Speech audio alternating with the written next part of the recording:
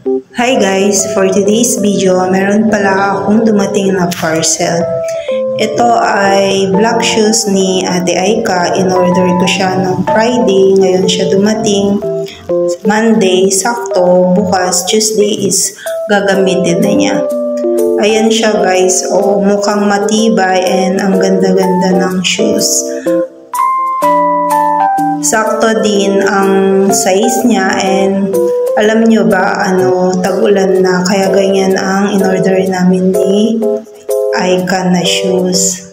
Sa halagang 159 guys, meron na kayong nabibili na pang school na shoes, black shoes guys. Kung gusto nyo mag-order nito, ilalagay ko na lang sa comment section guys. Ayan, pinasubok ko na kay Aika yung shoes and gusto niya kasi siya pumili dyan guys. Ganda. Try nyo na. Bibili pa ako ng isa para kay Keira. O diba? Ang ganda. Meron na siyang sapatos sa halagang 159.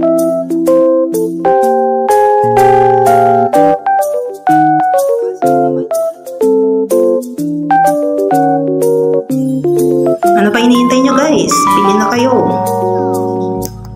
Baka maubusan kayo, ang ganda. Hanggang dito na lang ang aking video. Thank you. Bye!